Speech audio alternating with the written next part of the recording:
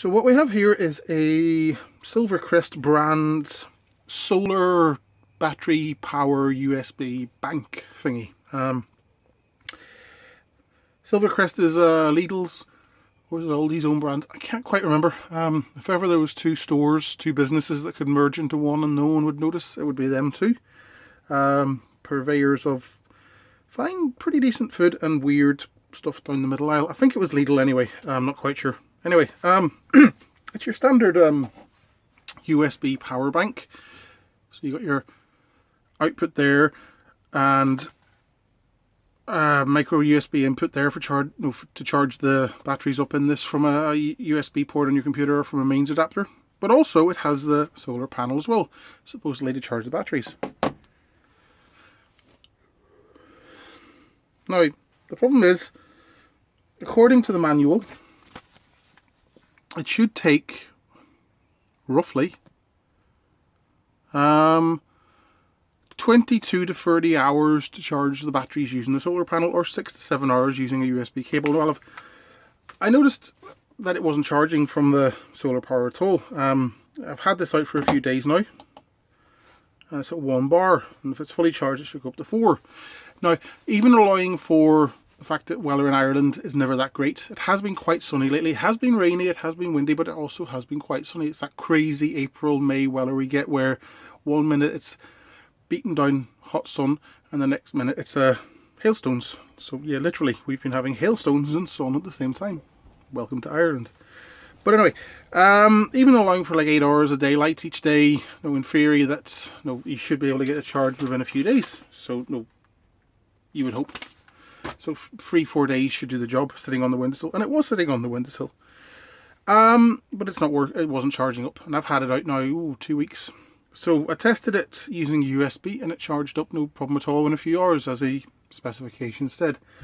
So that rules out a problem with the batteries themselves or with the charging circuitry. So I want to actually have a look at the solar panel and see if it's to standard, if it is as described.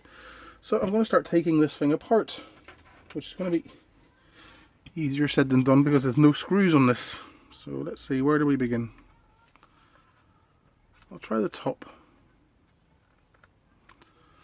That is exceptionally well sealed.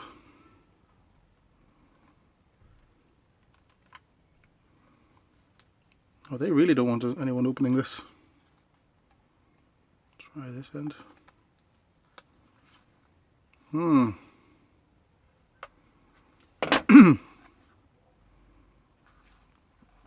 It's interesting.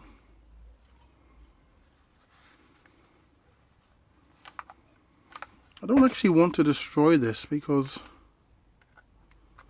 I used to. Oh, maybe this is the way to do it. It is actually quite a useful little device. Ah, they cheated. It's the side panels you need to pull off first.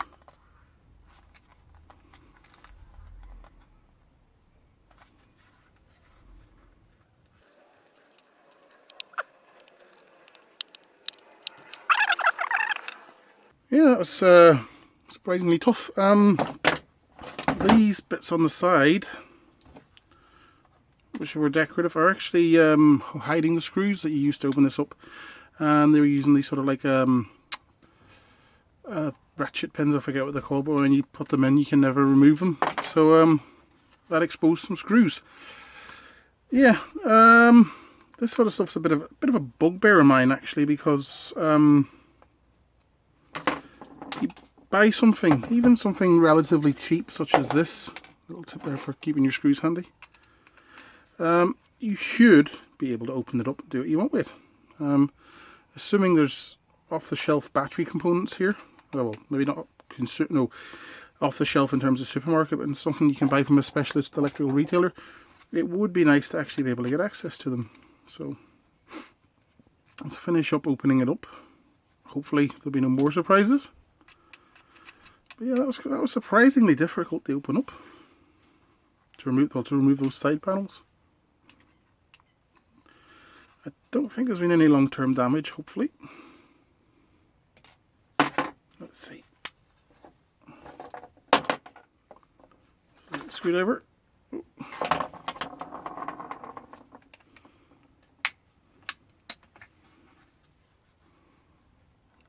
Ah, something else holding it down. Come on, just let me open up.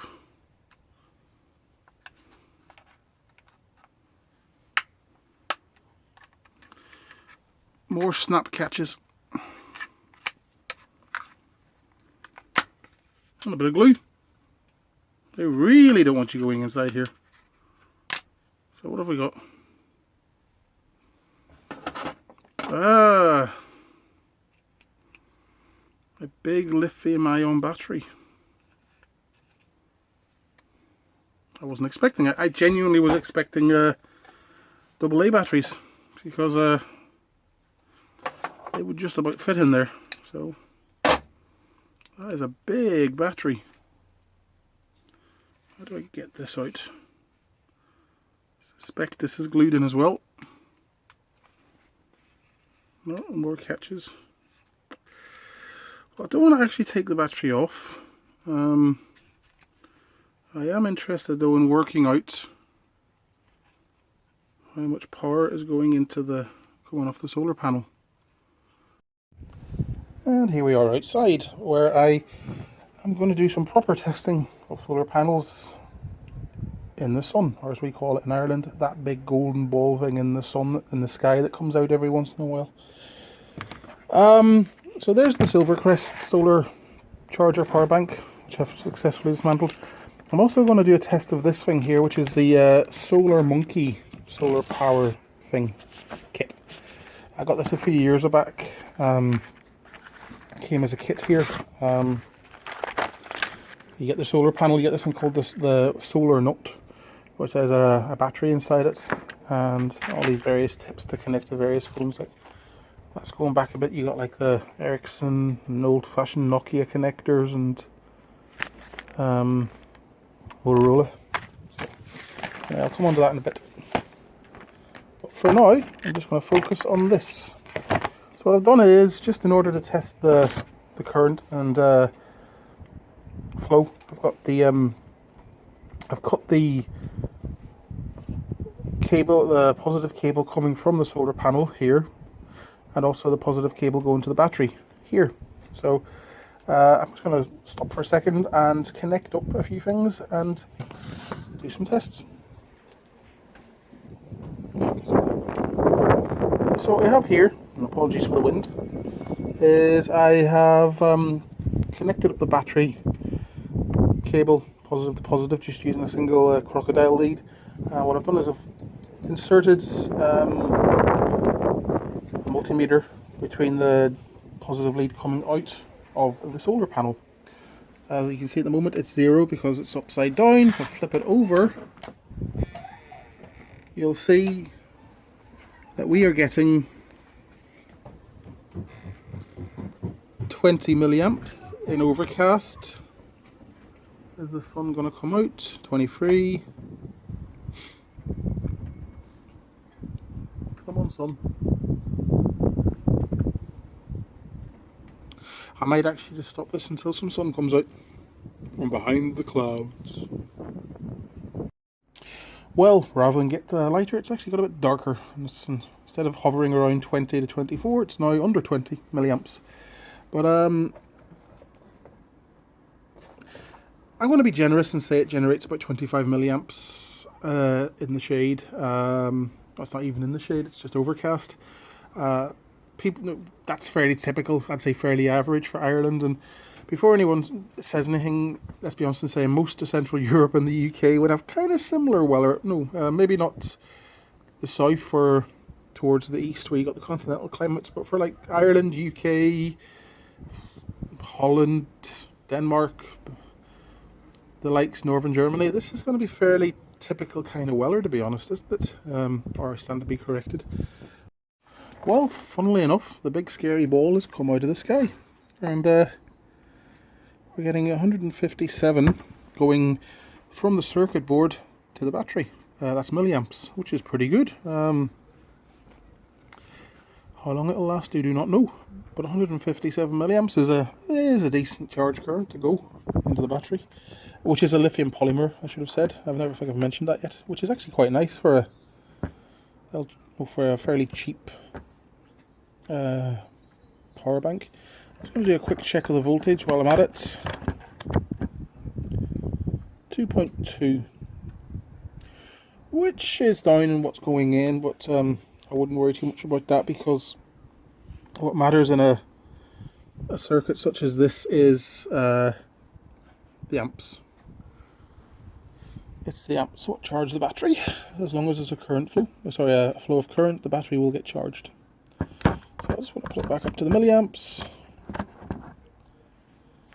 Put my hand in front of it just to show you that it is indeed charging. So yeah, so the initial problem I had was that even though I was setting this out in the open for nearly 2 weeks, it wasn't the battery wasn't charging from solar. So I'm not quite sure what the problem is there. In theory, oh, look at that, we're down to 24. I think I know what the problem is. I think the problem is that unless we have a very bright sun, you're not going to get anything.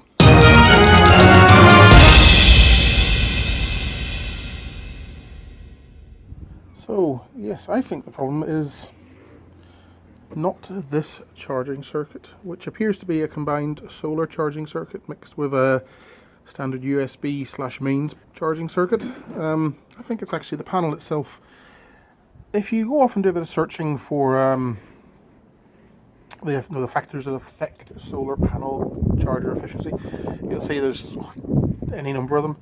There's factors such as the basic quality of the panel itself, the chemistry of the panel. There's cheap ones, there's expensive ones. The size of the panel, obviously, the angle against the sun, the ambient temperature, because apparently solar panels work best in lower temperatures. Who knew? I didn't see that coming. And various other factors. But one factor is, which I suspect is what is at play here, maybe this plastic coating. Now, most solar panels would have a glassy coating, because it's very unlikely they're going to get abused. But this is something that might get carried around, so I suspect they put this sort of it's not polycarbonate, but it's possibly nylon covering on it, and I think the sun has to be above a certain level, a certain brightness, before it really kicks in and starts to produce a decent amount of current. Of course, I could be wrong on this, and of course, if you want to correct me in the comments, go right ahead. But given that the power coming out of the solar panel directly to the meter before hitting the circuit was down to around 20, and it was the same once I attached it to the battery, it makes me think, yeah, the circuit is fine, the battery is fine, it's just the solar panel is at fault. So basically the solar panel isn't great. Whether that's the solar panel itself or the protective covering, I'm not sure, but yes, it's the solar panel that's at fault in this case. So anyway, so now I'm going to move on and look at the SolarMonkey. So yes, this is the SolarMonkey, and this is what they call the solar nut. This is just a fold away solar panel, and it fits inside this pouch here. And this is a power bank. It's a battery, basically. It's a nickel metal hydride battery. I have actually tried to get this thing open, and I can't. I suspect it may be ultrasonically welded together or glued with something very strong, but I'm kind of reluctant to take the Dremel to it because it seems to be fairly well packed, so I might hit the battery inside, and I don't really want to do that. Yeah, so I bought this about 5 years ago, at a time when power banks were really a novel concept. This is the sort of common garden one you get nowadays. It's just basically a battery with USB ports. At the time, I wanted something I could pack in my bag and be able to charge my phone at any time, out and about, in the park, whatever. This seemed to do the job at the time, but I didn't read the specifications, which I've only just done, believe it or not. I will say that I've never actually had much success with this device charging up my phone. Literally, and if anything, I've actually lost charge faster trying to use this than actually get any charge. Now I do know most power banks, even the best, will only give you 10, 20, maybe 30 or 40% charge, which is fine. It's because they're designed to give you a bit of a boost when you need it. But this one's never worked for me at all, to be honest with you. So let me get the specs out here. That's what we've been playing around with for a bit. The SolarMonkey parameters. Output voltage 5 volts. Output current 240 milliamps. Can vary depending on solar strength. Oh, I bet it does. And the solar nuts parameters. Nickel metal hydride. Capacity 150 milliamp hours. That's kind of nothing, really, to be honest. That's nothing. Like, if you look at this common or garden modern day power bank, the capacity is 1800 milliamp hours. The capacity of my phone that I'm recording this on is 2000 milliamp hours. So, you know, that's enough in there to give it a bit of a good decent boost. Okay, you lose something. You always have losses due to circuit efficiencies and the like. So you're never going to be able to take 100. No, if you charge this to the max, you're never going to get 1800 milliamps into the phone. You're only going to get about 1000 to 1200 realistically. But 150, that's nothing at all. That wouldn't even register. So I'm just going to do a quick test here. I'll be back in a moment.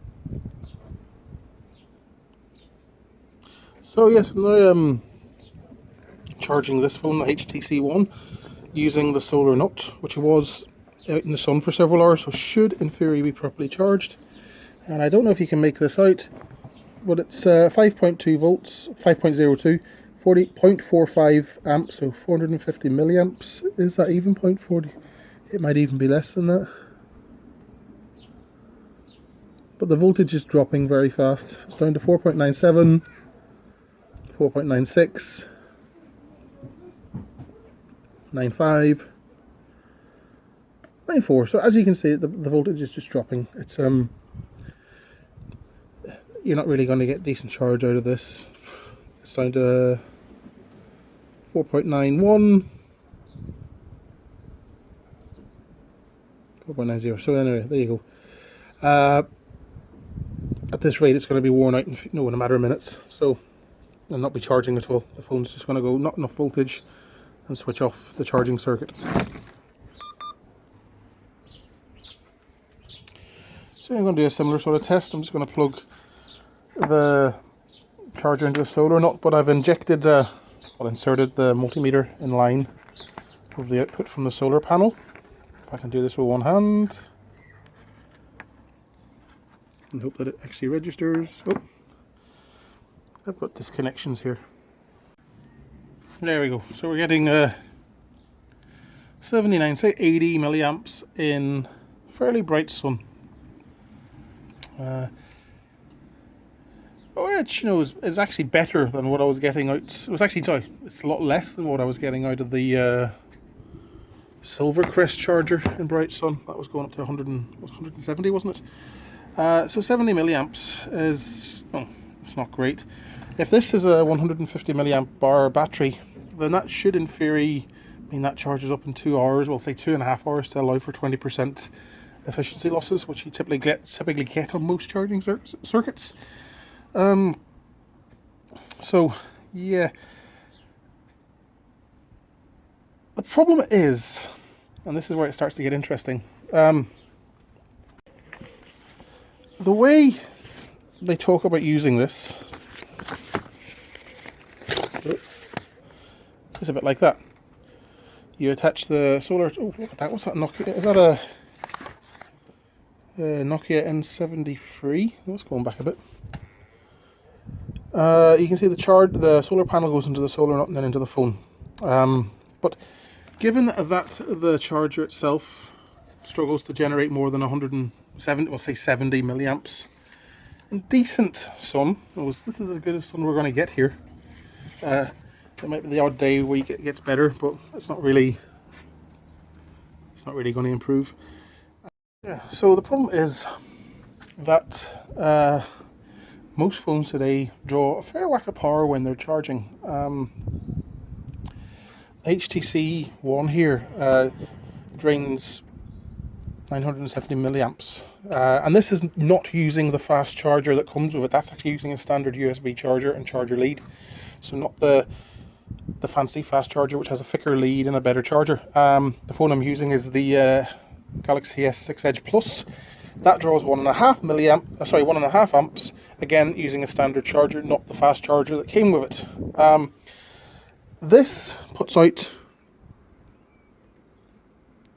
45 milliamps. Is it 0.45 or 45? Can't really see it.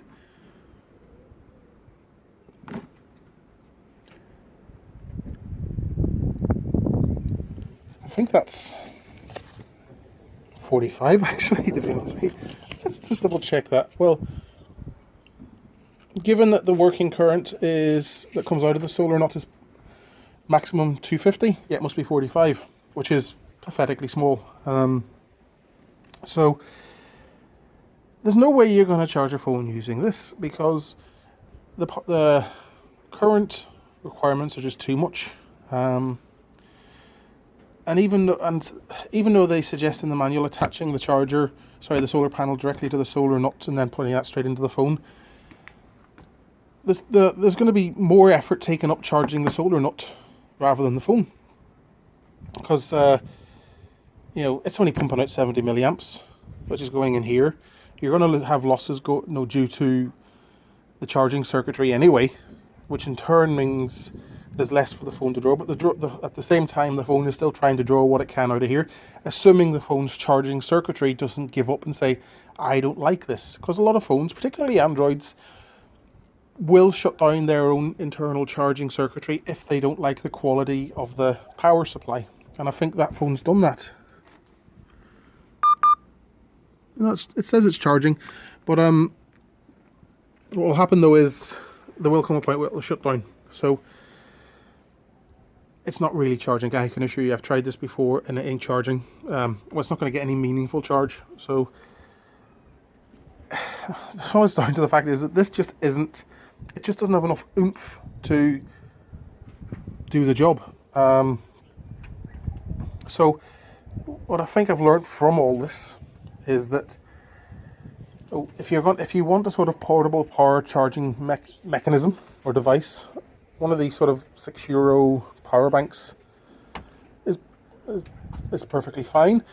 The solar power bank in here again is fine. Sorry, the power bank in here charged from the mains or from USB again is perfectly fine. It'll charge it up. It'll give you an extra 10, 20, 40% of power onto your battery. But if you're looking for a solar option, these small solar panels don't really work unless you leave them out in the open for, well, for this I don't know, because I haven't actually managed to get the thing charged up off solar, and that's been sitting out for 2 weeks. So in theory that should have been enough. But if it is only pulling 20 milliamps, you're going to 20 milliamps, 2000 milliamp hour battery. That means in a day of, if you take a typical, let's say we've got 10 hours of overcast sunshine here during the summer in Dublin, that means you're only going to charge 200 milliamps in a day. But it's not 200 milliamps, 160, because you lose 20% due to the charging circuitry and inefficiencies in the charging circuitry. So every day you're getting 160 milliamps. So that's going to take 10 days just to get 1600 milliamps. But you're not going to get 1600 milliamps because, again, the battery, there's always leakage. There's always a bit of current leakage. So to all intents and purposes, unless you live in Spain or Australia or Portugal or Texas or somewhere like that, these solar panel power banks just do not work. And this is just a pile of crap, honestly. It is. There's just not enough oomph in it to do anything. So there you go. Don't waste your money on these unless you live somewhere stupidly hot.